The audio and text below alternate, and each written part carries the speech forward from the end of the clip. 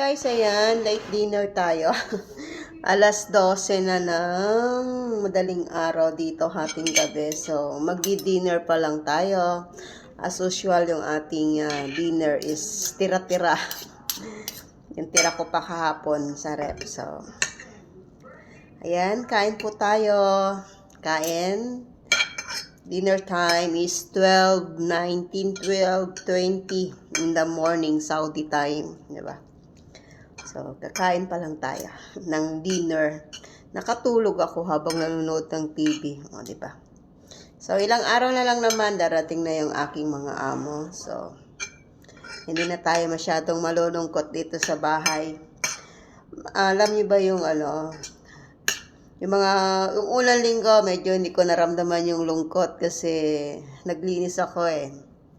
Naglinis, nagkalkal ng mga cabinet. Pero itong week na to, parang ang boring din pala pag mag-isa ka.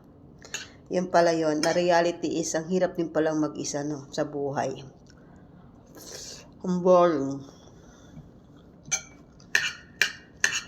Kasi halos wala na akong magawa kasi yung unang linggo na wala sila, nakapaglinis na ako. So, retouch na lang. So, yung Sabado pa sila darating or magta-travel. Babalik, baka linggo pa nga sila ng umaga nandito, diba? So, ilang araw pa ba? So, kain tayo. Ayan, yung sibuyas.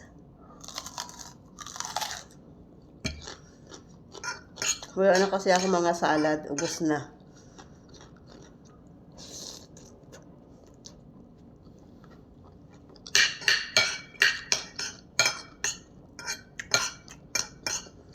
Nakatulog talaga ako. Habang nanonood ng TV, hindi ko alam yung mga pinapanood ko natapos magawan, no?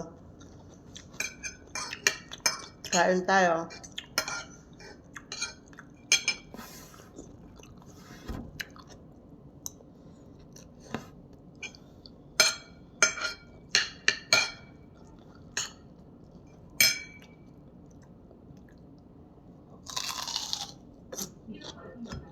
Ang ulam ko ayan, yung tira kong tuna kagabi, tapos yung kanin ko na pang ilang araw na inubos ko na.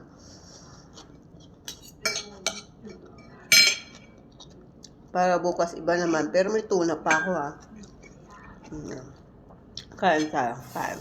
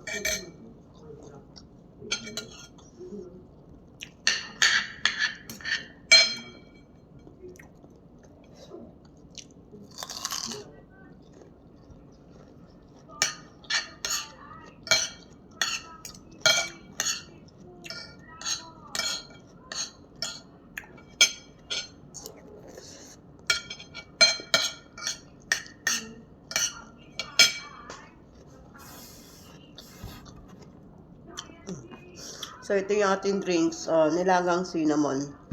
Kasi meron tayong period, so mahina pa. So, ito yung ininom ko para lumabas lahat.